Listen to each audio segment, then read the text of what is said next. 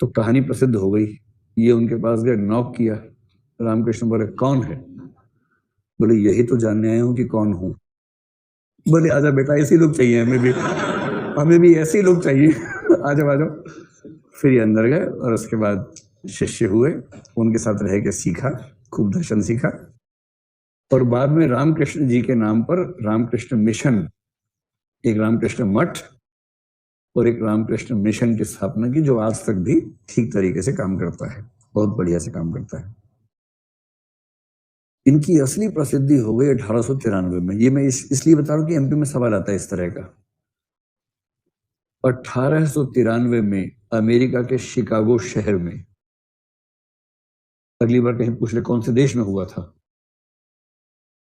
ठीक? तो 1893 में ये अमेरिका गए, शिकागो शहर में, और वहां क्या थी? विश्व धर्म संसद थी, पार्लियामेंट ऑफ वर्ल्ड रिलीजन्स थी, विश्व धर्म संसद। बड़ी मुश्किल से वहां पहुंचे। वहां जाके बोले भाई हमको बोलने का मौका दो। बोले तो टाइम निकल गया, सबका टाइम ही नहीं बचा है, खत्म ही हो रहा है। बड़ी रिक्वेस्ट है, देखो भारत से आया हूँ, पूरा भारत का प्रतिनिधि हूँ, मुझे बोलने का मौका दो। अंत में संयोजक ने कहा देख भाई टाइम ज्यादा नहीं है, 2 मिनट का समय दे रहे हैं, उससे ज्यादा मत बोलना, माइक ऑफ कर देंगे, पीछे से ध्यान रखना, 2 ही मिनट है। तो बोले ठीक है, मैं 2 ही मिनट में प्रयास करूंगा कि हिंदू धर्म का सार समझा दूं। हिंदू धर्म का सार दो जिंदगी में समझ में नहीं आता, 2 मिनट में कोई क्या समझाएगा? पर संयोग क्या बना, देखिए कमाल कर दिया। इन्होंने जाके एक ही वाक्य बोला। कहते हैं कि वे तालियां इतनी बजी कि कई मिनट तक बजती रही, लोग खड़े हो गए कि ऐसा कभी सुना ही नहीं था।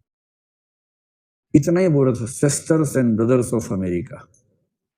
वो लोग पगला गए कि अरे सिस्टर्स एंड ब्रदर्स कैसे बोला? बाकी लोग बोलते थे gentleman, gentle ladies, my dear friends. ये बोल रहा sister and brothers of America, क्या बात है! इसको भाईचारा कहते हैं। भाईचारा से बिहार का चारा मत सोचिएगा, अलग है। भ्रातृत्व, फ्रेटर्निटी, ब्रदरहुड, कि दुनिया के सब लोग भाई बहन हैं, मतलब एक आध छोड़ के बाकी सब भाई बहन हैं। ये वाला जो भाव कहने के लिए होता है, ये भाव किसी धर्म के व्यक्ति ने ठीक से एक्सप्रेस कर दिया कि अमेरिका के सब लोग मेरे बहन और भाई के रूप में। और लोग सुना, चौंक गए, आपस में देखा एक दूसरे को, फिर बोले क्या बात है, ताली बजानी शुरू की। शुरू तो एक ही आदमी करता ताली बजाना, फिर सबको लगता है हाँ सही बात है, बजाओ। इतनी तालियां बजी, इतनी बजी, 2 मिनट तो उसी में खत्म हो गए। फिर संयोजक जी आए, बोले सुपर हिट जा रहा है, आप और बोलिए थोड़ा सा, आप और बोलिए। उसके बाद उन्होंने भाषण दिया और अमेरिका में प्रसिद्ध हो गए, बहुत प्रसिद्ध हो गए। अमेरिका की समृद्धि देख के दुखी होते थे, मतलब इसलिए कि उनका क्यों हो गया, भारत के पास क्यों नहीं, ये भाव। फिर तो प्रसिद्ध कथाएं बन जाती हैं। उसके बाद एक कथा बन गई कि ये तो अपना योगी जी वाली ड्रेस में थे वहां पर, जो आदित्यनाथ जी पहनते हैं, वैसी वाली भगवा वस्त्र, क्या बोलते हैं उसको, चोगा नहीं, गेरुआ तो रंग हुआ ना, उस कपड़े का नाम क्या होगा, चोगा। हाँ, तो गेरुआ चोगा पहन के अमेरिका में घूम रहे थे। अच्छा, किसी देश में वहां से अलग टाइप का कुछ पहन के घूमेंगे तो लोग देखेंगे तो सही, आपको जरूर विशेष रूप से देखेंगे और दिखाएंगे भी कि देखो देखो देखो, ऐसे करके दिखाते हैं। तो उसके बाद 3-4 गुंडे मवाली इकट्ठे हुए अमेरिका वाले, इनको चिढ़ाने लगे, छेड़ने लगे, कैसे कपड़े पहने हुए हैं, ये वो, इस तरह से। फिर इन्होंने एक वाक्य ऐसा बोला, लोग कहते हैं क्या बोला था, उनकी भी आंखें खुल गई तुरंत। विवेकानंद बोले you are from a country where tailor makes a man gentle and I am from a country where character makes a man gentle. उन्होंने बोला था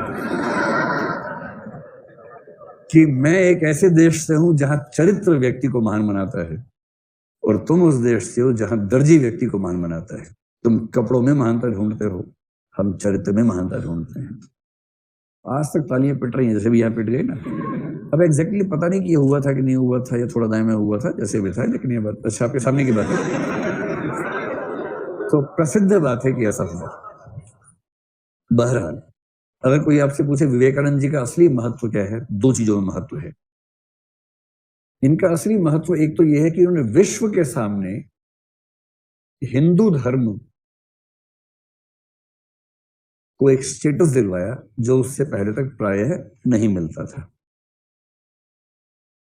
और इसलिए सब लोग मानते हैं कि धर्म सुधार या जो पुनर्जागरण था, हमारा नवजागरण का आंदोलन था, उस दौर में हिंदू धर्म को दुनिया के सामने सही रूप में रखने का काम जो व्यक्ति कर पाया वो है विवेकानंद। ठीक।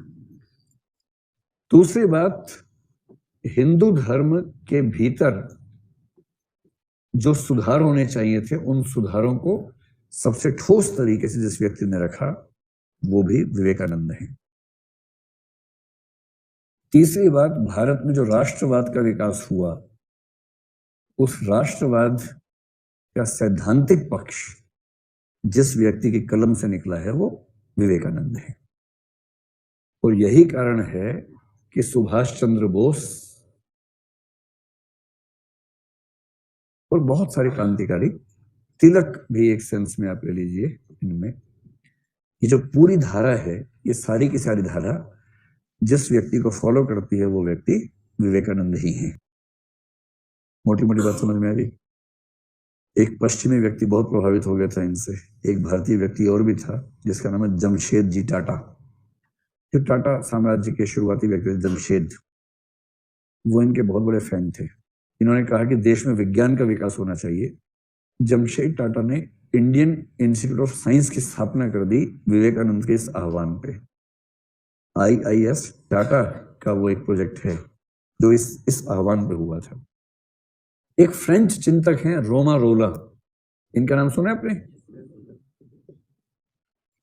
रोमा रोला ने विवेकानंद के बारे में खूब लिखा है, उनकी जीवनी भी लिखी है, सब कुछ लिखा है। और वो मानते हैं कि यदि आप भारत को जानना चाहते हैं तो केवल एक व्यक्ति को पढ़ लीजिए, विवेकानंद। एक कथन लिख लीजिए रोमा रोला का, if you want to know India study Vivekananda.